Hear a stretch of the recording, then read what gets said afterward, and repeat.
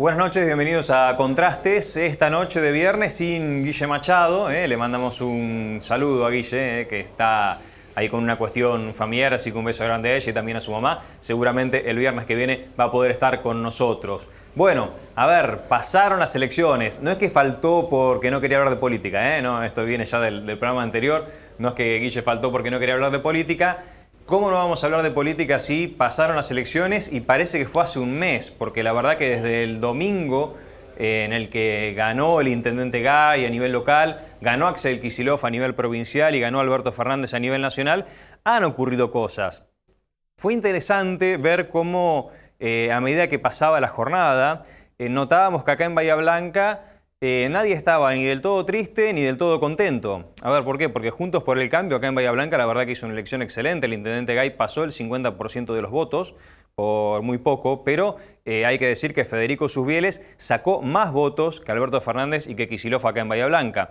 Llegó al 40 aproximadamente, para hacer redondeo, 40-50. Es una diferencia importante, pero habla de un oficialismo fuerte que 5 de cada 10 vecinos le dio la posibilidad de seguir gobernando 4 años más, pero también habla de una oposición importante.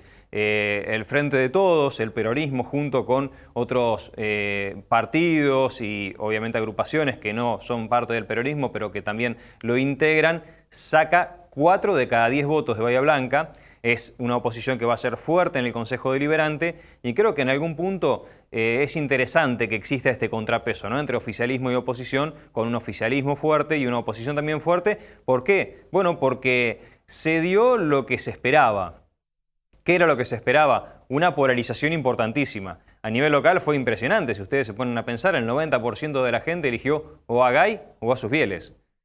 Así que fíjense lo poco que ha gravitado el resto de los candidatos en esta elección. Siempre las ejecutivas son muy particulares, ¿no? Normalmente en las legislativas es un poco más abierto el tema, pero en las ejecutivas la gente cuando tiene que elegir al intendente por ahí piensa así, ¿no? Un poco más lineal. En este caso era Gay Susbieles, era una cuestión obvia, era uno o el otro. Terminó el bahiense eligiendo a Gay. A nivel provincial, bueno, la elección fue un poco más holgada para Kicillof. Era algo que se esperaba.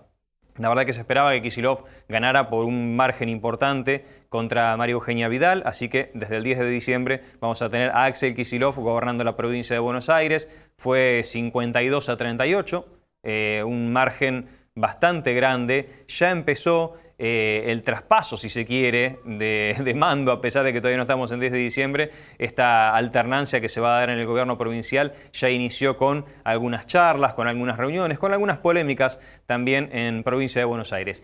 Y a nivel nacional parece que fue la sorpresa más grande, ¿no? ¿Por qué? Bueno, porque obviamente si uno seguía por las encuestas, la verdad que llamó la atención que Macri repuntara tanto en relación a las PASO. Abrimos paréntesis, muchísima gente votó en blanco o no fue a votar en las PASO y evidentemente esa gente luego se volcó por Mauricio Macri, cerramos paréntesis. Y hay que analizar un poco qué es lo que pasa con las encuestas, qué es lo que ocurre con los encuestadores. O se hacen mal, o se miente, o la gente miente cuando contesta, o hay tanta gente que no quiere contestar que evidentemente ya ni siquiera sirven los números que manejan, pero se llegó a hablar que Macri perdía por 20. Bueno, estuvo cerca de llegar a un balotaje, perdió 40-48. Recordamos que a diferencia de otros lugares del mundo en donde el balotaje es llegar a la mitad más 1 y si no, segunda vuelta, en nuestro país, sacándole 10 puntos porcentuales de ventaja al segundo o pasando el 45%, que es lo que ocurrió con Alberto Fernández, ya uno puede ser considerado presidente electo. Bueno, esto fue lo que ocurrió. ¿Qué es lo bueno? ¿Qué es lo positivo? De lo que hablábamos al principio, de que nadie está ni muy triste ni muy contento, por lo menos acá en Bahía Blanca, porque Juntos por el Cambio ganó la intendencia, pero perdió Nación y Provincia. Y el Frente de Todos perdió la intendencia, pero ganó Nación y Provincia. Bueno, hace que la balanza se acomode un poco en lo político. A nivel local, como decíamos, va a ser importante la oposición unida. Esto va a hacer que se esfuerce más el Ejecutivo en gobernar mejor y por supuesto también va a ser mucho más fácil al momento de discutir, al momento de consensuar, tener una oposición fuerte y unida.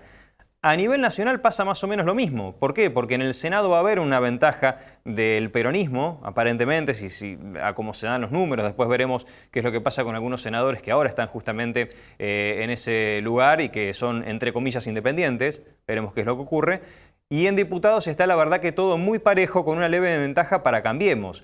¿Qué significa esto? Que nada va a salir por un tubo. Ni en diputados ni en senadores. Que va a haber que charlar. Que ganó la democracia, porque la verdad la gente eligió en las urnas paridad.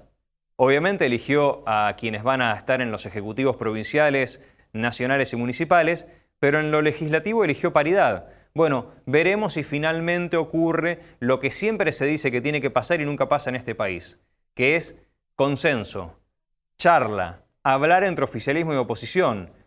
Obviamente que al ser un oficialismo fuerte y una oposición fuerte también, va a ser difícil que cualquiera de los dos se vaya a los extremos. En el diálogo, en el discurso en los medios de comunicación y también en las negociaciones. Bueno, veremos si termina ocurriendo esto después del 10 de diciembre. Los que daban a Macri por muerto pareciera como que se adelantaron un poco, porque la verdad que a pesar de que perdió salió fortalecido, porque este último sprint que dio con las movilizaciones del Sí se puede evidentemente le dio resultado, obtuvo 2,5 millones de votos más que en las PASO, la verdad que es una enorme cantidad de gente, pero obviamente perdió la presidencia, algo que se veía venir si uno analiza la cuestión económica principalmente del país. ¿Qué le queda a Alberto Fernández? Bueno, Alberto Fernández va a tener que lidiar con... no digo enemigos internos, pero sí con distintas vertientes del peronismo y no peronistas. Alberto Fernández es una persona que en la campaña, la verdad que se hizo candidato y eso le salió muy bien. Alberto Fernández, la única vez que había estado en una lista había sido por el partido de Domingo Cavallo. Nunca había estado en posición de que la gente lo eligiera o no, salvo en ese momento, y ahora lo eligieron ni más ni menos que para presidente, con una vicepresidenta que evidentemente, por lo menos hasta ahora, era la jefa de la oposición y va a ser la jefa del oficialismo, a pesar de que Alberto Fernández no pareciera que va a ser manejado como un títere. Por eso decimos que hay vertientes distintas en el peronismo. Está el albertismo, que nace después de ganar la presidencia, está obviamente el cristinismo, el kirchnerismo, está el masismo, hay otros movimientos sociales que no vienen del peronismo, que también están en el frente de todos, y por supuesto no hay que dejar afuera a los gremios que dieron el apoyo a Alberto Fernández en la campaña y que Alberto Fernández ya les está diciendo, bueno, ustedes me apoyaron, van a tener que tener paciencia, porque todo este problema económico, estos desbarajustes económicos que hemos tenido en este último tiempo, no se van a resolver de un momento a otro. A mí me da la sensación de que Alberto Fernández y Axel Kicillof creen que tienen ventaja en ese sentido por ser peronistas, por venir del peronismo. Nos van a tener más paciencia a nosotros que a los otros, porque somos peronistas. Les vamos a pedir paciencia y los gremios la van a tener. ¿Será así?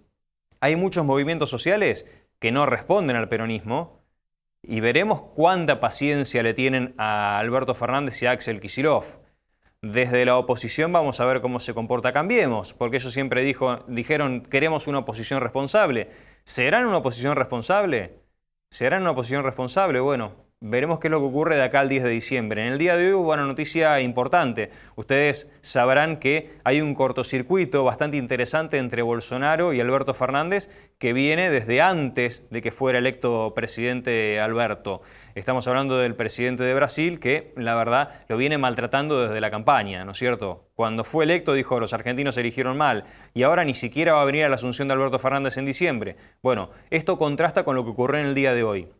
A pesar de que el gobierno de Alberto Fernández se analiza a sí mismo como un gobierno de centro-izquierda o de izquierda, como el propio kirchnerismo se expresa, digamos, o por lo menos ellos mismos dicen que son izquierdistas, la verdad que aparentemente estuvieron bastante contentos de que hoy lo llamara mano a mano Donald Trump. El presidente de Estados Unidos llamó a Alberto Fernández, dicen que fue muy cordial, que fue muy directo, que fue muy coloquial, y esto la verdad que los puso contentos, a pesar de que uno diría que en el frente de todos son más los anticapitalistas y antiestadounidenses que los pro-Trump. Bueno, veremos. Todo suma teniendo en cuenta que Estados Unidos es el principal accionista del Fondo Monetario Internacional y nosotros le debemos un fangote de dólares, para hablar en criollo, ¿no? Para comentar lo simple.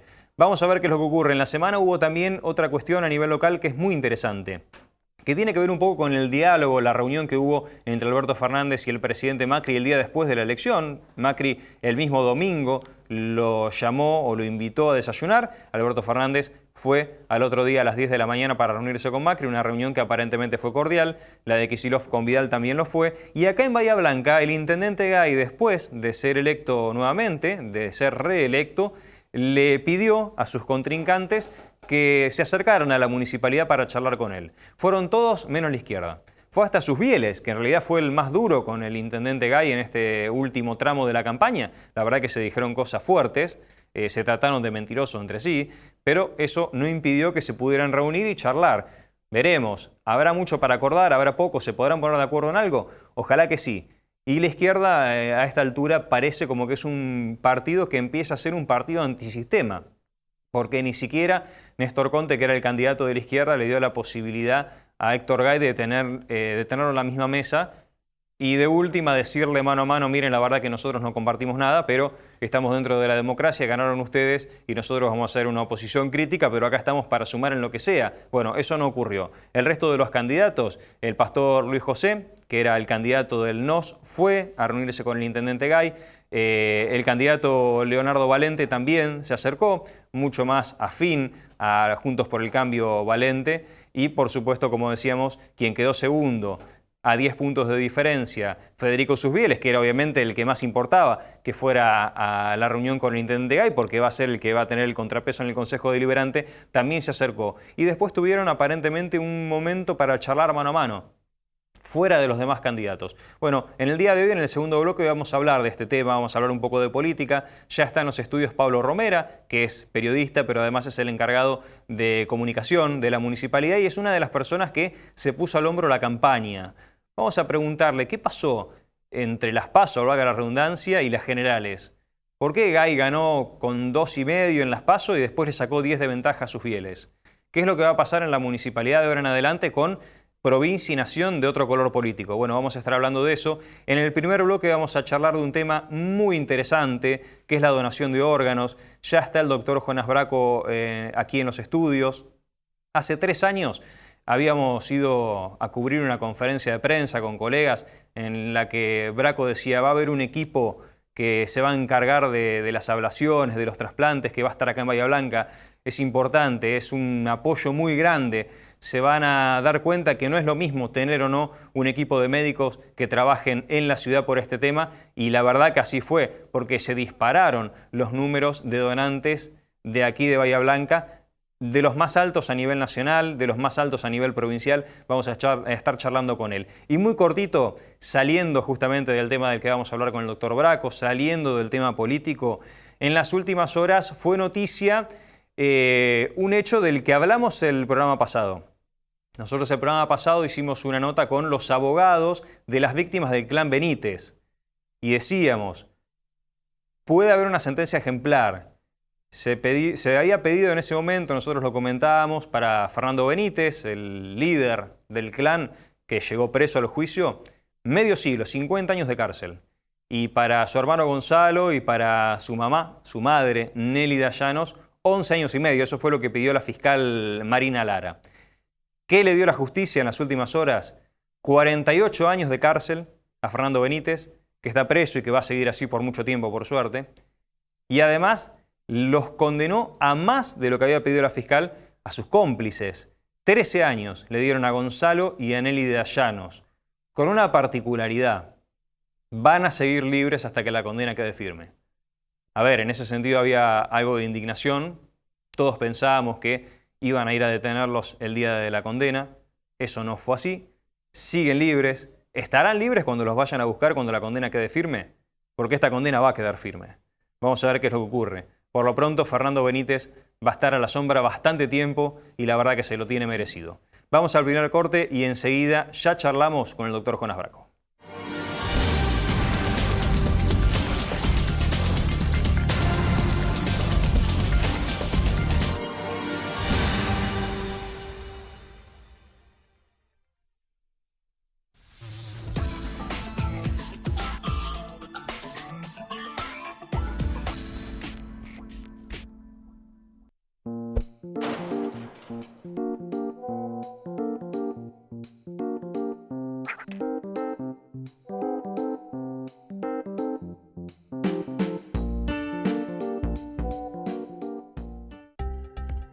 Queremos estar más cerca tuyo. Agreganos a tu WhatsApp, mandanos la palabra info y disfrutá Bahía.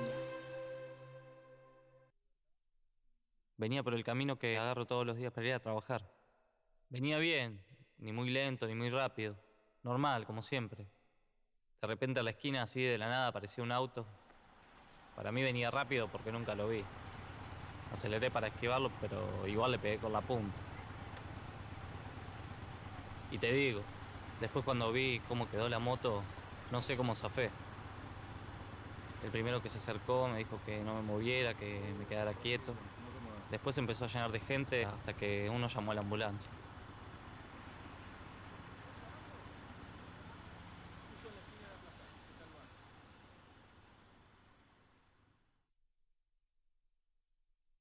¿Sabías que el Consejo Deliberante tiene una herramienta para que participes de forma directa? Es la Banca 25, para que vos y tus vecinos se hagan escuchar. Sé parte de una sesión del Consejo, planteando un tema de interés general.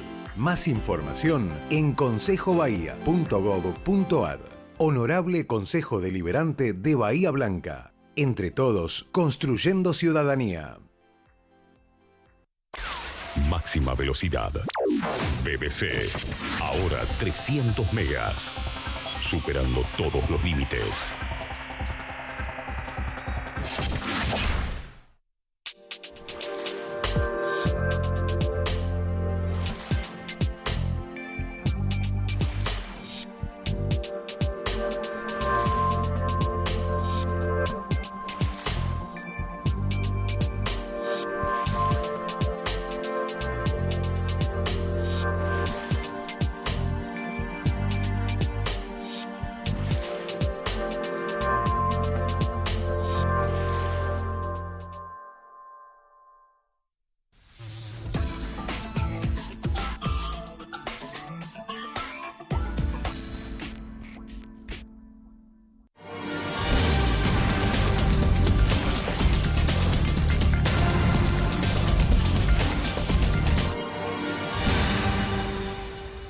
Bueno, segundo bloque, como habíamos comentado, estamos con el doctor Jonás Braco. Le agradecemos que haya venido porque además siempre está ocupado el doctor Braco y hoy, ahora particularmente, estaban trabajando. Así que gracias por venir. Es el coordinador de la Unidad Descentralizada de Procuración que depende del Cucaiba. Están aquí en Bahía Blanca desde hace 3 años. Se cumplió un aniversario hace pocas horas nada más. Doc, gracias por venir. ¿Cómo andas? ¿Todo bien? Bien, ¿vos? Bien, muy bien.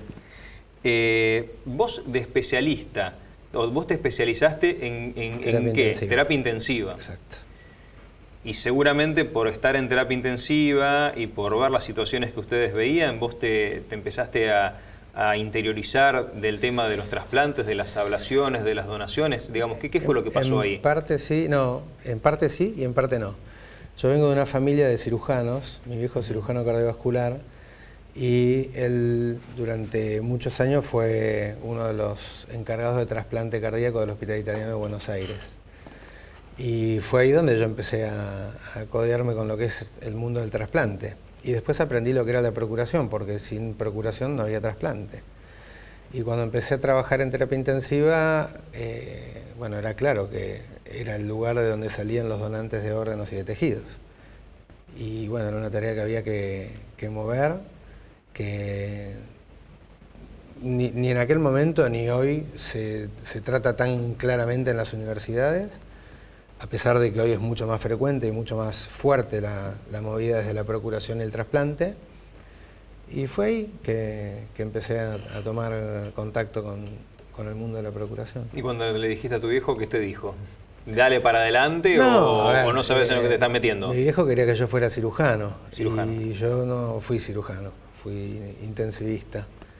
Y esto, bueno, nada, para él era como un mundo conocido, él Claro. sabía perfectamente lo que era. Yo tenía 12, 14 y 15 años cuando lo acompañaba a él a las ablaciones de órganos Mirá. en la provincia. Qué bárbaro. Nunca te dijo, no te metas, es un tema difícil, ¿no? No. Para nada. No, para nada.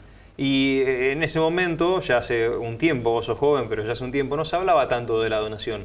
Incluso se hablaba mucho de cuestiones que ahora nosotros lo charlamos y parecen insólitas, ¿no? Pero se hablaba de, no seas donante porque no te van a atender. Como estés muriéndote, vas a ir a un hospital y te van a dejar morir. Bueno. O no, los órganos, si vos tenés plata, los comprás en cualquier lado, porque entran y salen como si fueran televisores.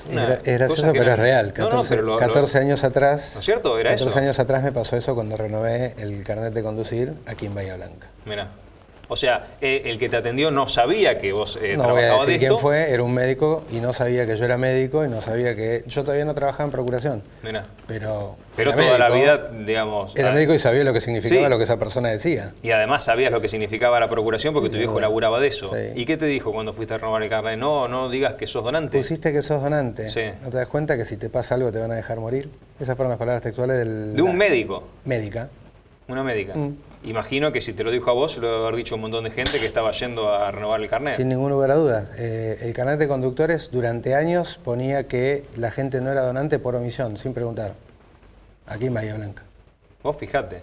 A ver, por suerte cambió muchísimo, ¿no? Sí. Creo que en parte que esto acá haya cambiado de esta forma tiene que ver con ustedes, con los médicos que salen a hablar, que explican, que educan, porque no sé si hubo una fuerte campaña del Estado diciendo, miren que hay un montón de cosas que se dicen que son mentiras, vayamos todos a donar. Es cierto. La mejor campaña de Bahía Blanca es la propia promoción de la actividad que hace el equipo de procuración. Años lleva José Luis Lacoya informando y comunicando y generando docencia a través de la ciudad, en escuelas y demás. Hablo de más de 25 años. Y nosotros, yo hace 13, y el equipo actual que vos conoces hoy lleva, y te diría que 5 o 6 años. 3 de la unidad, pero Claro. 5 o 6 años. 3 formalizados, digamos, Sí, por sí. parte del Estado provincial. Sí, y del Estado municipal, el hospital municipal tiene una unidad de procuración propia, es el único hospital que tiene unidad de procuración, que se generó el año pasado, en el 2018. Ahora, si viajamos en el tiempo hace 14 años, ¿te acordás cuál fue la primera familia a la que le tuviste que hablar de donación? Que vos decís, bueno, acá tengo que romper el hielo. Todo Sí, lo que me me dijo mi acuerdo. viejo, de cuando tenía 14, 15 años y lo acompañaba, lo que estudié, lo que leí, bueno, ahora a ponerlo en la práctica. ¿Cómo te paraste? Siendo joven, siendo la primera vez que tenías que hablar con una familia que tenía que donar, ¿qué les dijiste? Eso es innato, nadie te enseña a hacer eso en ese momento y a la mayor parte de la gente no le agrada hacer eso, no quiere dar ni malas noticias ni tener que hablar de donaciones como una mala noticia. Eso interpreta el médico y en realidad es cambiar la situación, ¿no? Es cambiar lo que está pasando y tratar de darle otro sentido a lo que está pasando. Que quizás el que lo tiene claro en ese momento lo ve y el que no lo tiene claro, sos el encargado de mostrarle lo que querés mostrarle para que lo pueda ver. Y para que pueda, hoy en día con la ley que tenemos, para que pueda entender lo que va a suceder y para que pueda acompañar lo que va a suceder. Yo me acuerdo que fue difícil porque había llegado a la procuración de la mano de una compañera que en aquel momento estaba en procuración de órganos y tejidos, que es la doctora Mariana González Molina, y que rápidamente tuvo una salida del servicio de procuración porque tomaba otra tarea en la provincia de Buenos Aires que no le permitía llevar las dos tareas juntas, y ese día quedé solo. O sea, claro, la persona que se suponía en la que vos te ibas a apoyar, que era la que te había traído, te dijo, bueno, ahora depende de vos. Sí, me apoyó, pero sabía que ella Claro, no podía seguir pero en no la podía tarea, por una cuestión de compatibilidades. ¿Y ¿no? te acordás si era un donante joven? Sí, si sí, era joven, era joven? una víctima de un... ¿Accidente de tránsito? No de un accidente, de un homicidio. De un homicidio. Encima, esa situación. Y no fue donante, pero tiempo después los familiares me hablaron de esa situación en aquel momento. Mirá vos, ¿qué? ¿Te los cruzaste en otro ámbito? Sí, en el mismo ámbito.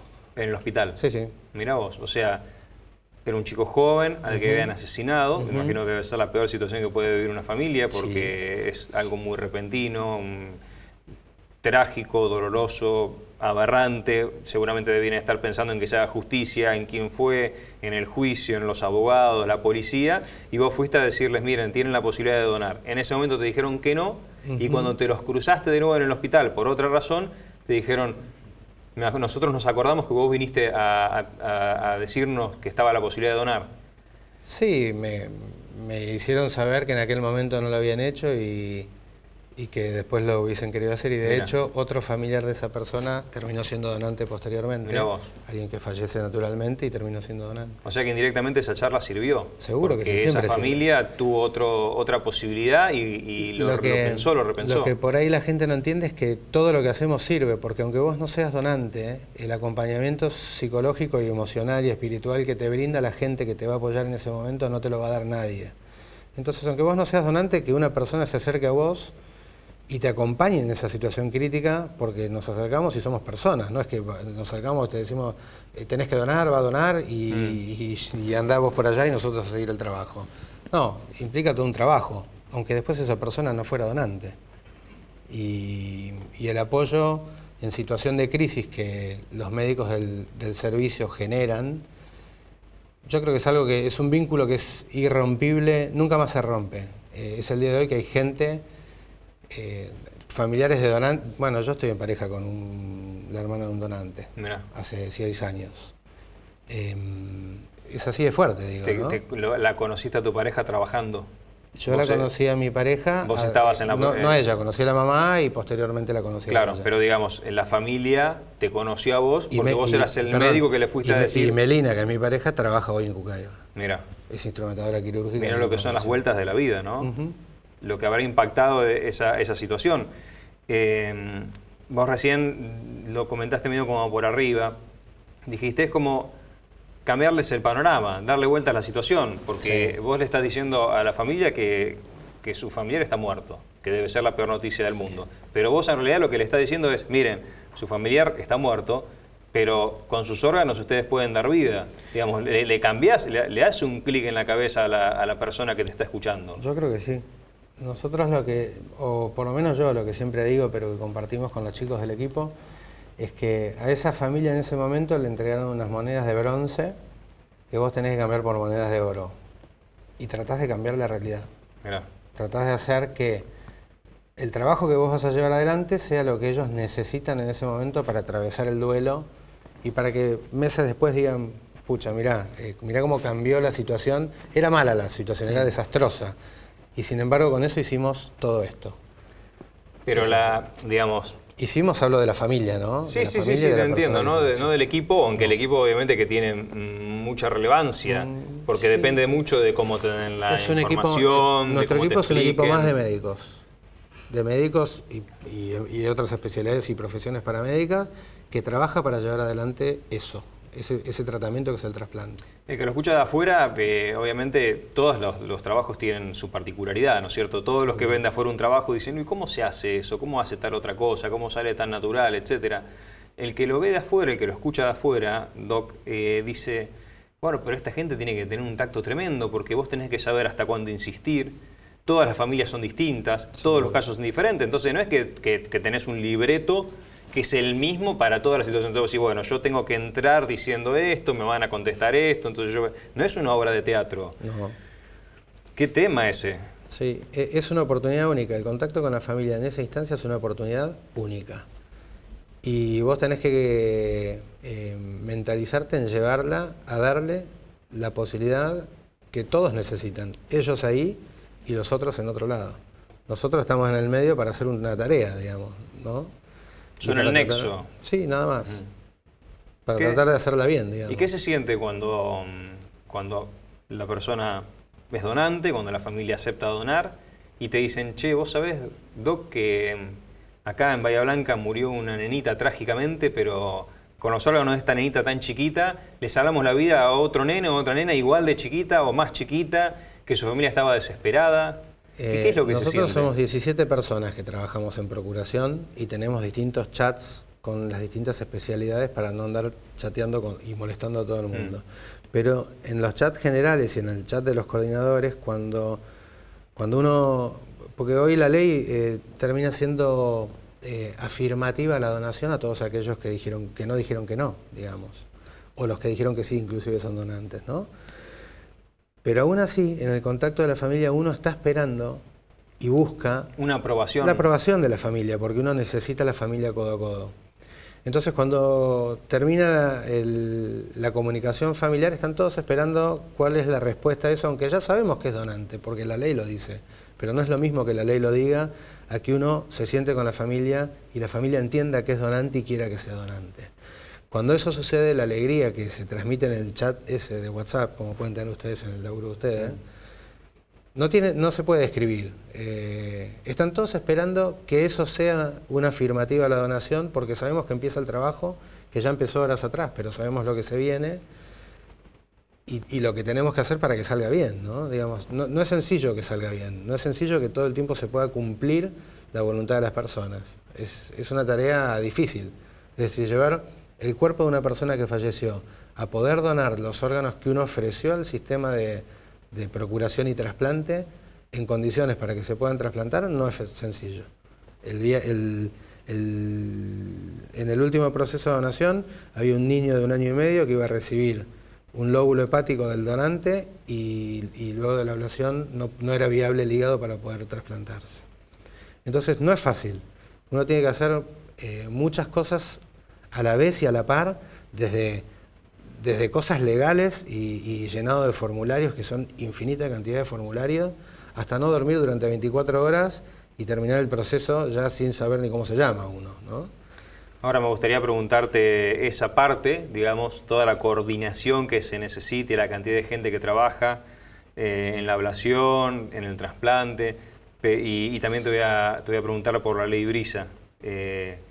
Pero eso que vos decías recién me interesó, porque cuando sale todo bien es toda alegría. ¿Por qué pero lo llaman la ley Brisa continuamente? Bueno. Justina. La ley Justina, claro, perdón. La ley Brisa tiene que ver... Pero ya varias veces me lo sí, dicen, ¿eh?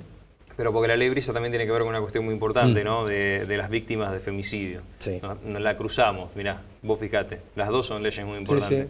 Sí. Ahora me vas a contar la de la ley Justina, pero yo te quería preguntar, porque yo te dije, cuando le salvas la vida a alguien, cuando esos órganos sirven y una persona vive, es una alegría tremenda. Ahora vos me decís que estuvieron trabajando un montón de tiempo para sacar el lóbulo hepático de una persona fallecida para un bebé, un nenito, y no se pudo. Debe ser más que frustrante. Sí. Porque es frustrante para nosotros que nos salga una nota, pero después hace otra nota y listo. Sí. Pero para ustedes es la vida o la muerte. Digamos, ¿cómo ustedes trabajan con lo primero que hay que aprender, ¿qué? no actualmente. Lo primero que hay que aprender es que ni se nos mueren a nosotros ni salvamos nosotros a nadie. Es la vida, es Dios, es lo que vos creas que es. Nosotros hacemos una tarea. Que después ese órgano no sirviera a pesar de todo el esfuerzo para que lo hiciera, y parecía que lo iba a hacer, es un hallazgo intraoperatorio, digamos. Y el equipo de personas que lo vino a buscar vino del Hospital Garrahan de Buenos Aires y viajó 700 kilómetros, hizo la ablación y al final de la ablación sabía que el hígado no lo iban a poder utilizar. Y esas cosas pasan, son frustraciones que suceden y uno tiene que seguir adelante porque alguien más se va a trasplantar con riñones, otro se va a trasplantar con córneas y quizás otro se trasplante con la misma persona que está donando. No podés quedarte en la tristeza de decir esto no tenés que seguir, no funcionó. Y sabés que el próximo será la posibilidad de ese niño que estaba esperando, pero que la gente sepa que había un niño que estaba esperando, y hay miles. Qué bárbaro eso, ¿no? Porque yo creo que si la gente conociera las historias de cada uno de los que están esperando y supiera que eso le puede pasar a él, a su hijo, a su nieto, sería difícil que no quisiera donar, fuera de la ley. Seguro. Fuera de la ley. Sí, hay que sacar la ley. Nosotros nunca trabajamos con la ley en la mano, jamás lo hicimos. La ley anterior era muy similar a esta. Lo único que te pedía era una manifestación de voluntad, es decir, era una solicitud de autorización encubierta, porque yo me acercaba a preguntarte cuál era la manifestación de tu familiar. Y vos me podías decir, no quería saber nada, váyanse. Y lo único que se sacó fue ese contacto, digamos. Y en esa circunstancia uno tenía que lograr esto, digamos, ¿no? No era la ley, nosotros sacábamos la ley del medio. Y hoy que hay una obligación legal, tratamos de sacar la ley del medio. Hoy hay una obligación legal, todos somos donantes. Sí, en realidad la ley no dice eso. La ley, Justina, lo que te dice es un derecho personalísimo la donación de órganos. ¿Vos qué querés hacer? Te pregunta a vos qué querés hacer. Y vos tenés que contestar por vos. Y si sos Si lo no contestás, suficientemente responsable, vas a decir o sí o no. Y si no Porque no te contestás, dice que digas que sí, te dice que digas lo que vos querés. Claro. Y si no contestás, entonces va a interpretar que a vos no te molesta y te va a transformar en un donante. bien, Ahora, ante la duda te preguntarle a transforma en nadie. un donante. De hecho, hoy la ley permite que la persona a la que vos comunicás el fallecimiento y que va a donar sea un amigo o un conocido, no tiene que ser un familiar. Es decir, yo me muero y vos estás cercano en el hospital y alguien te pregunta, y viene y te dice, mira, Jonás era donante, va a ser donante. Y vos decís, sí, bueno, perfecto. Y eras un amigo, un conocido o un vecino. O sea... ¿Funciona la ley entonces? Sí. Funciona. Yo creo que la ley corrigió esto que te decía que era una autorización encubierta que se pedía previamente. Creo que eso lo corrigió. Nosotros, desde la aprobación de la ley, de la puesta en vigencia, creo que hemos tenido solamente 2 episodios en más de 350 procesos de donación de tener alguna complicación familiar. Bien. En esto de que la familia pudiera Explicarles, interpretarlo. digamos, que la ley interpreta que si no dijo que no era donante, es donante. Hay gente que es muy beligerante y que no le importa mucho las cuestiones. Y solamente tuvimos 2 casos. Solo 2 casos donde hubo que trabajar y que uno de ellos no fue donante. Pero no fue donante por otras causas. Pero además la familia no quería. Pero él no había dicho que no. Doctor, es apasionante, ¿no? La verdad que da como para charlar mucho más. Nos quedamos sin tiempo, pero no puedo despedirte sin que me cuentes, por lo menos brevemente, cuánta gente... Hace 3 años hacíamos la conferencia de prensa y vos decías, no es lo mismo tener un equipo acá en Bahía Blanca que no tenerlo, oficializado por la provincia. ¿Cuánta gente trabaja en tu equipo? ¿Cuánta gente trabaja cuando se hace una ablación en Bahía, por ejemplo? Hoy somos 17 personas en el equipo de procuración, entre médicos, enfermeras, instrumentadoras, neurólogos, cirujanos, prensa y difusión, 17 personas. No es lo mismo y te lo explico rápidamente. Vivimos en una ciudad que para nosotros puede ser grande, pero que para el resto de la provincia o para el resto del país puede ser pequeña. No somos buenísimos y sin embargo tenemos un hospital público en el 5º puesto de los hospitales con mayor tasa de donación de la provincia de Buenos Aires y uno de los de mayor tasa de donación de la nación, si querés, que es el Lucero, que siempre está en esa posición en el ranking, pero además está primero en la tasa de implante de córneas que se ablacionan dentro de ese hospital. Es decir, todas las personas que fallecen ahí, que nosotros hacemos ablación de córnea, esas córneas terminan implantándose casi en un 60%. Y eso hace que el hospital esté primero en toda la provincia de Buenos Aires, al lado de hospitales que tienen áreas programáticas de más de 2 millones o 3 millones de personas. ¿Cómo es? Bueno, ¿Cómo es? El equipo es fantástico, no tengo ninguna duda. La gente que trabaja en ese equipo merecería que toda la sociedad bahiense la conozca y se dé cuenta de lo que hacen. Eso es una de las cosas. Trabajan muy bien. Y la otra es que tienen un equipo de trabajo en la ciudad. El resto de los 15 partidos de la región sanitaria primero, o de la 6ª región electoral que coinciden, no tiene equipo de procuración. Y eso es la diferencia. Y ellos no hay nada en ningún lado, salvo Bahía Blanca. Doc, muchas gracias por venir. A vos por invitarme.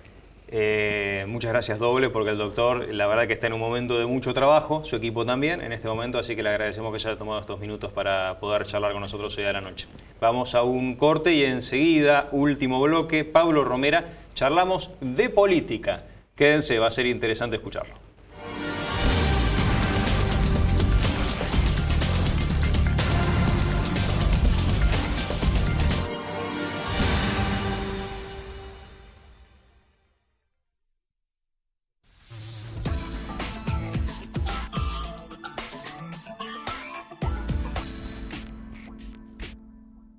Música en el Consejo, un espacio para disfrutar de la música hecha en nuestra ciudad. El último viernes de cada mes a las 19:30 horas, los artistas locales tocan para vos en la sala de sesiones del Honorable Consejo Deliberante. No te lo podés perder. Ingresá en www.consejobahia.gov.ar. Entre todos, construyendo ciudadanía. Honorable Consejo Deliberante de Bahía Blanca. Aprobado por Resolución 46 del 2018. Máxima velocidad. BBC. Ahora 300 megas. Superando todos los límites.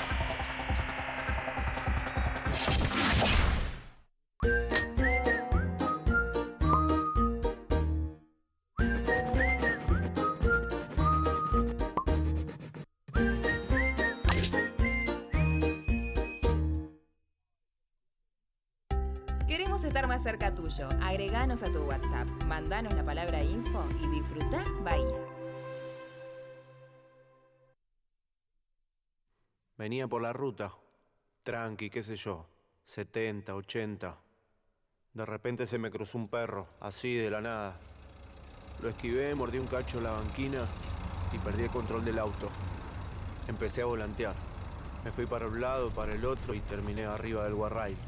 Todo en un segundo. Al toque apareció un hombre. Me preguntó si estaba bien, me dijo que me quede quieto. Y apareció otro que llamó una ambulancia.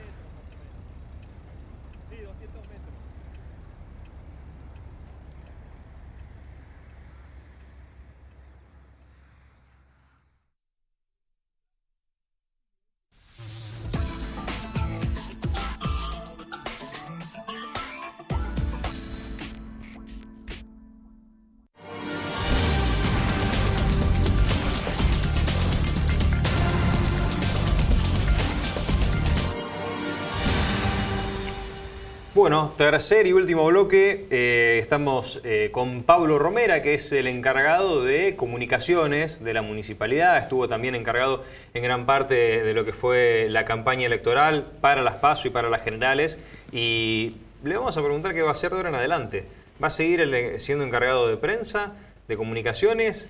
¿Va a tener otro cargo? Porque lo que se comenta en la municipalidad es que pueden haber modificaciones en el gabinete, incluso una va a ser obligada, porque recordamos que Fernando Compagnoni, que es ahora en este momento secretario de gobierno del municipio, va a ser concejal. Él dijo acá y le comentó a todos que iba a asumir, que no es testimonial, así que van a tener que poner otra persona. ¿Será Pablo Romera? Vamos a preguntarle. ¿Cómo andás, Pablo? Gracias por venir. ¿Qué tal, Emma? ¿Cómo andás? ¿Todo bien? Noches. Bien, todo bien. Bueno, arrancamos por el final. No, la verdad. ¿Cómo lo ponen en lugar de Compagnoni? Porque No, siempre se no. dice que se necesita un escudero para un intendente, ¿no? Sí. Que alguien que ataje las balas. Sí, el puesto de secretario de gobierno, la verdad que es la secretaría más amplia que tiene el municipio por la cantidad de áreas que abarca, ¿no? Y es un puesto realmente complejo, con mucha actividad, que no descansa los 7 días de la semana. Y como bien marcabas, Fernando Compagnoni va a ir al Consejo Deliberante y también hay otro puesto a cubrir obligadamente, que es el de secretario de Cultura, porque Ricardo Margo, recuerdan que hace jubila, poco claro. ya se jubiló en realidad. Está trabajando ad honorem, si se quiere, porque ya Mirá. está percibiendo la jubilación, así que el 10 de diciembre va a dejar su lugar.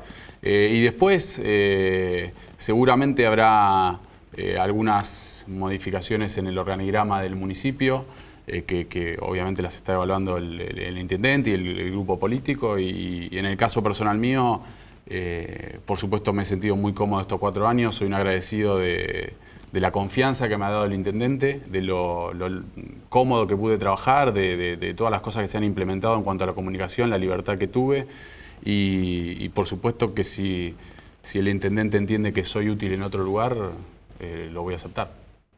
¿Te ves, por ejemplo, como jefe de gabinete o secretario de No, gobierno? no, la verdad que bueno, hoy... Tomás, si está ahí, es un hombre fuerte también de la Sí, municipalidad. no, pero la bueno, verdad... ¿te ves con un perfil un poco más alto que solamente el encargado de comunicaciones, más allá de que la verdad que atajás varios penales, ¿no? No es solamente decir lo que pasa en la municipalidad, digamos, tenés ya de por sí, digamos, otra perspectiva, no solamente la de comunicación. Por eso te pregunto si no estás dispuesto. Hoy la verdad, sí, dispuesto por supuesto, como te decía recién, donde lo requiere el intendente, ahí voy a estar.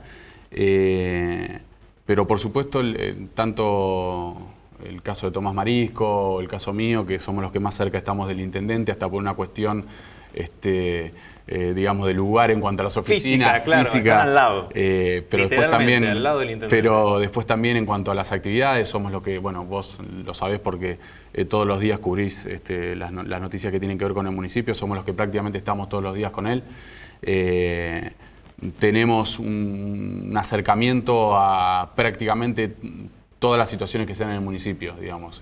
Siempre de alguna manera u otra, tanto Tomás como yo estamos involucrados en las cosas buenas y en las cosas malas. Así que, nada, es importante porque ha dado un ritmo de trabajo realmente muy interesante, mucha experiencia.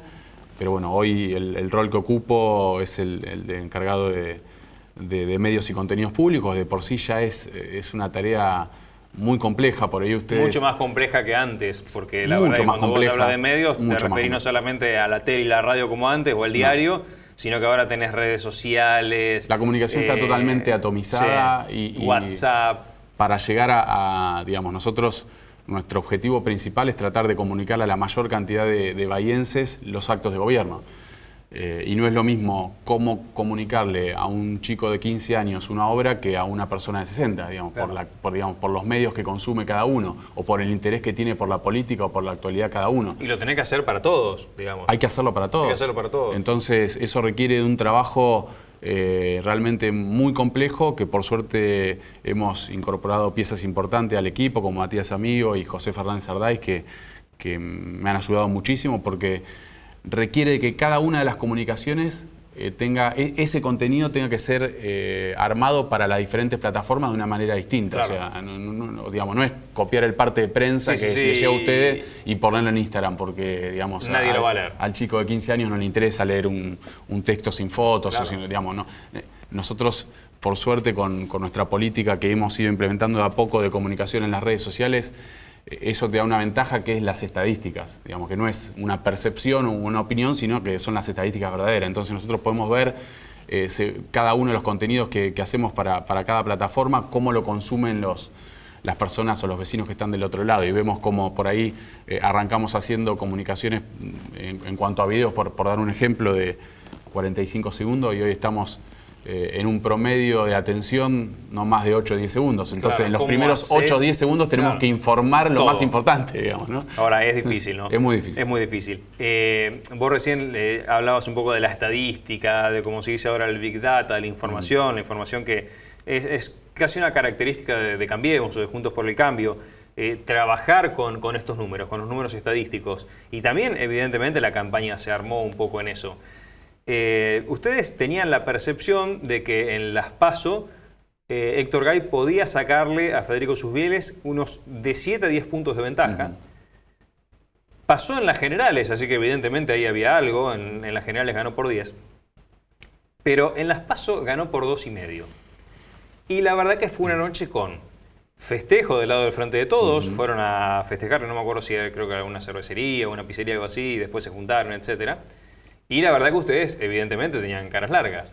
Habían ganado, pero habían ganado por menos. Sí. ¿Qué fue lo que sentiste cuando ganaron por 2,5? ¿Qué dijiste? ¿Le erramos en las estadísticas? ¿Le erramos en la campaña? ¿O pasó algo y lo vamos a revertir en las generales? Bueno, pasan muchas cosas. La realidad es que nosotros, tanto en Bahía Blanca como en provincia, hemos trabajado con Santiago Nardelli, que fue el jefe de la campaña, viajando a Capital Federal una vez por semana para reunirnos con diferentes equipos de comunicación y de campaña de los distritos de Cambiemos de la provincia de Buenos Aires. Y la verdad que tanto ellos en provincia como nosotros teníamos mediciones que veníamos haciendo en el último tiempo, donde nos daban una diferencia más amplia, y en base a esos números adoptamos una campaña que por ahí no era tan territorial y sí era más de comunicación no convencional, digamos, en redes sociales o comunicación en medios tradicionales, pero no tanto la territorial. no campaña, digamos, no fue Claro. una campaña clásica, la verdad. No Exactamente. fue casi una no campaña, porque no hubo grandes cartelerías, Sí, ni, lo que hay ni que- movilizaciones, ni mitines políticos grandes. La única movilización grande fue la del Sí se puede de Macri. Exactamente, sí. Y también hay que decir que más allá de la información que nosotros teníamos, que como te decía recién la teníamos nosotros, pero también provincia nos acercaba a sus propias encuestas y nos decían que eran similares a los números que teníamos nosotros, uno por ahí tiene que marcar una diferencia que es realmente clara, y cuando estás en la gestión lo notás y mucho. No es lo mismo hacer campaña para el que está en la oposición, que por ahí tiene más tiempo, que tiene más, digamos, un grupo que puede estar a disposición las 24 horas del día solamente para la campaña, que estar en la gestión, resolver problemas todo el tiempo. Y hacer la campaña. Y hacer la campaña con la situación compleja que vive el país. La verdad que nosotros con esos números y dedicados exclusivamente a la gestión, entendimos que por ahí la mejor campaña era hacer una buena gestión. Por supuesto que te demanda muchas horas al día porque la situación no era la mejor, digamos. Cuando hablamos de la situación, tuvimos 2 crisis económicas en 1 año y medio. y eso a nosotros nos tuvo en las dos etapas y nos tiene ahora realmente ocupados y preparados de antemano. No esperamos hasta que la situación social estalle, sino que nos fuimos anticipando cuando vimos que la situación económica era compleja para trabajar de manera articulada en la Secretaría de Políticas Sociales con las organizaciones sociales para que, digamos, no se llegue a un estallido social, sino tratar de amortiguar ese golpe que veíamos que en algún momento iba a llegar. Entonces, si teníamos números que nos favorecían y estábamos muy preocupados por la situación, para que no se desmadre la situación social y poder estar cerca del vecino de Bahía Blanca, fue por ahí lo que más cómodo nos quedó hacer ese tipo de campaña. Por supuesto, como decías vos, después el domingo 11 de agosto a la noche, cuando además se dio un resultado a nivel nacional y provincial que no era el esperado. Me parece que nadie, ni siquiera el más optimista del Frente de Todos, hubiese esperado una victoria de Alberto. No, de hecho se esperaba un empate de parte de Macri, una cosa está claro extraña, que las encuestas... claro, las encuestas sí lo decíamos no hay al nadie principio que del programa, haya acertado, ¿no? Entonces, pasa las PASO y Gay nos dijo el día después de la elección general, para nosotros fue un clic la movilización de Macri de Si Se Puede. Es como que nos revitalizó, como que nos dijo, sí, la diferencia no es 2,5, la diferencia en Bahía es más. Sí, a ver, nosotros después del 11 de agosto, después de ese domingo que recién marcabas, en donde, por supuesto, hay que decir la verdad, nos golpeó bastante la situación, más que nada la situación nacional y provincial, porque en definitiva en Bahía Blanca tanto Mauricio como María Eugenia habían ganado y nosotros también habíamos ganado, pero lo que pasa es que digamos, la inercia era tal del golpe que se había recibido, incluso después, bueno, el lunes a las pocas horas fue un día bastante complejo para todo el país, ¿no? Por la situación económica, pero digo, nosotros tardamos unos días en reponernos de ese golpe, pero enseguida ya nos pusimos a trabajar y dijimos, bueno, acá evidentemente hay que cambiar la estrategia de campaña. Por ahí los que más cerca estábamos de la organización de campaña dijimos, bueno, ¿en qué fallamos? Empezamos a recolectar, hablábamos nosotros y yo te decía, estamos recolectando la primera semana, nos dedicamos a recolectar todos los datos mesa por mesa, escuela por escuela, para ver digamos, en qué lugar se había notado por ahí una diferencia con respecto a las elecciones anteriores y demás. Y a partir de ahí empezamos a planificar una estrategia de campaña totalmente diferente. Desde el punto de vista de la comunicación, desde lo tradicional, y por ahí se vio una diferencia en cuanto a los afiches, y las giganografías y demás. Sí. Y podemos discutir horas enteras, digamos, ¿eso te cambia un voto? ¿O te resta o te suma un voto? A esta altura yo creo que no. Lo que sí te demuestra es que estás haciendo una campaña. Claro. Digamos, si vos tenés una visualización en la vía pública de un afiche de Héctor con María Eugenia o de Héctor con Mauricio, o la campaña que decidimos hacer nosotros, que es Héctor cerca de la gente, digamos, si uno ve los carteles, me parece que ya marcaba otra situación con respecto a las PASO. Y después hicimos un trabajo quirúrgico realmente muy interesante. No sé si al estilo Big Data, pero casi, porque barrio por barrio. Con esos números ¿pero nosotros... ¿Qué pasó acá? ¿Por qué no nos votaron acá si nosotros hicimos tal cosa, fuimos a hacer tal reunión? ¿Qué, comunicamos mal? ¿O no alcanzó con la gestión que hicimos en el barrio? ¿Qué pasó ahí? ¿Qué fue lo que ustedes, cuando vos decías, no, acá no alcanzó con lo que yo hice, o acá yo no comuniqué bien lo que hice? ¿Qué fue lo que se te pasó por la cabeza? En realidad lo primero que siempre, cuando se da este tipo de resultados, lo primero que se critica es la comunicación. Eso lo tengo claro, porque además o sea, las varas van para no es algo que pasa en este gobierno, sino que si tenés la chance de hablar con asesores políticos en cuanto a comunicación o que han estado en gobiernos o en campañas electorales, siempre, digamos, la comunicación. Sí, la frase falló la comunicación, no es clásica. Sí, es clásica. Lo cierto es que por ahí lo que nos faltó fue hacer campaña y estar en el territorio y estar cerca del vecino y escucharlo, como en su momento nos dio resultado en el 2017, cuando timbreábamos todos los fines de semana. Por ahí eso se trasladó de la situación que se vivía a nivel país y a nivel provincia, se dejaron hacer los timbreos, pero en realidad fue una situación más que se trasladó desde el conurbano, si se quiere, por temor a un escrache o a la situación que se estaba viendo, pero en Bahía Blanca nosotros, y eso hay que remarcarlo,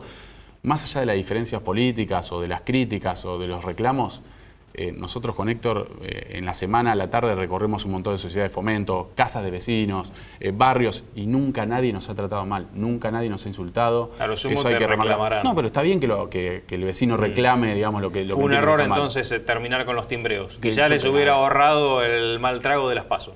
Digamos, el análisis que hacemos hoy, a pocos días de haber terminado las elecciones y con el resultado que se dio, está claro que el cambio fue ese. Más allá del trabajo que hicimos con los datos, dijimos, bueno, con respecto a las elecciones 2017 y 2015, ¿en qué sectores de la ciudad fue donde, digamos, perdimos votos? Bueno, en este sector y en este sector. En este más o menos entendemos, en la periferia o en el sector sur, entendemos que es algo que es lógico por la situación económica, por ahí hay gente que, clase media, media baja, que ante la situación económica, la verdad que mostraba un descontento, por ahí no con nuestra gestión, pero bueno, lamentablemente... Sí, es la misma boleta. Es la misma boleta. Y a partir de ahí empezamos a trabajar en esos sectores y dijimos, bueno, habíamos marcado los padrones, la gente que había ido a votar, la que no había ido a votar, y fuimos, la verdad que hasta te diría que casa por casa a buscar a esas personas que no habían ido a votar para charlar con ellos, y contarles lo que habíamos hecho, los encontramos y la verdad que nos dimos cuenta que la gran mayoría, por dar un número, 7 de cada 10, nos decían que no habían ido a votar en las PASO, pero que en las generales nos iban a acompañar con su voto. Los que no fueron eran más pro Gay que pro Federico Exactamente, Zucchelli. y uno, si miraba las estadísticas del 2015 y el 2017, veía que entre las PASO y las generales bajaba la cantidad de votos en blanco, bajaba la cantidad de votos a otras fuerzas, como en este caso podía ser el sí, pastor Valente, José o Valente. José. Y también había mucha gente, había un 4 o 5% de ausentismo que después en las generales no se repetía. Eso nosotros sabíamos que se iba a repetir, porque digamos, es un patrón que se viene dando en las elecciones desde que están las PASO. Pero por supuesto no nos podíamos quedar de brazos cruzados esperando que eso sea todo para nosotros. Totalmente. ¿No? A ver, terminan las elecciones, Gay gana por 10, saca más del 50%, es algo histórico desde la época de Linares que no pasaba. Macri podemos decir que salva la ropa, porque la verdad que se pensaba que iba a perder por 20, pierde por 8, a nivel legislativo va a estar todo muy parejo. Incluso en el discurso de Macri el domingo a la noche, creo que fue el mejor discurso que dio desde que es presidente, justamente habiendo perdido. Pero Vidal pierde por 14, que es la política con mejor imagen del país, y pierde las elecciones por 14. ¿Vos te sentís ganador o perdedor? No, claramente es difícil, ¿no? Porque pero, vos ganás por 10 en la municipalidad, pero sí, perdés a Vidal. Sí, de hecho Vidal Vidal acá en Bahía Blanca sacó el 54%. Nosotros sacamos el 51% y Macri también el 51%. Fue la más votada. Fue la más votada en Bahía Blanca, más de 100.000 votos. La verdad que a uno lo apena mucho porque ha sido una gobernadora ejemplar. Ha trabajado incansablemente por un montón de cuestiones que durante muchos años de gobiernos peronistas en la provincia de Buenos Aires habían sido olvidadas: la salud, la educación, el narcotráfico, bueno, un montón de cosas que se han cambiado, de las rutas, la infraestructura que a nosotros, los bahienses, nos ha llegado por María Eugenia Vidal, pero me parece que cuando uno, digamos, deja el análisis de la opinión de lado y empieza a mirar los números y mirar las secciones electorales, te das cuenta que la elección, y en realidad fue la que definió la elección nacional también, de las secciones electorales de la provincia de Buenos Aires se definió en la tercera sección electoral, que estamos hablando de La Matanza y de Loma de Zamora, que tienen el mayor caudal de votos. O sea que en definitiva, si uno mira, nosotros antes de las elecciones teníamos 69 municipios de los 135, ganamos 62, o sea, perdimos 7, si se quiere, a un frío número, ¿no? Tenemos mayoría en la Cámara de Senadores, tenemos un buen número de diputados en la Cámara de Diputados provinciales, hablo, ¿no? Por supuesto, lo que va a hacer es, como bien decías en tu editorial al principio, de que sea, me parece que va a servir para el crecimiento del país y de la provincia y también de Bahía Blanca, de que las cosas no salgan, digamos, como por una escribanía, sino que se discutan las políticas que a esta altura me parece que entendemos que tienen que ser políticas de Estado. No podemos estar discutiendo sobre los nuevos trabajos que se vienen. Nosotros hoy a la mañana estuvimos entregando kit de robótica para 9 escuelas. No podemos estar discutiendo eso. Digamos, Kicillof seguramente no puede echar eso para atrás, porque tiene que ver con nuestro futuro, con los chicos, con la educación que se viene, no con la educación que por ahí recibimos nosotros. Entonces me parece que es sano que haya quedado equilibrado, es sano que se haya dado ese resultado en Nación y Provincia y también en el municipio. Nosotros, como bien marcabas, el martes recibimos a los, digamos, candidatos que estuvieron en las generales y tuvimos un buen diálogo y me parece que vamos a poder trabajar en equipo para que Bahía siga creciendo y en definitiva seamos la cabeza de una región desde lo turístico, desde lo productivo y desde lo sustentable. Pablo, gracias por haber venido. No, gracias por la invitación y a disposición como siempre. Sí, seguramente después del 10, el año que viene, vamos a estar charlando nuevamente ya con la gestión en marcha de la segunda etapa del gobierno de Gay. Y nosotros nos vamos, así concluye el programa de hoy, sin Guille Machado, como decíamos, le mandamos un beso grande, seguramente el próximo viernes va a estar con nosotros. Les deseamos buen fin de semana, buenas noches, nos encontramos el próximo viernes a las 22.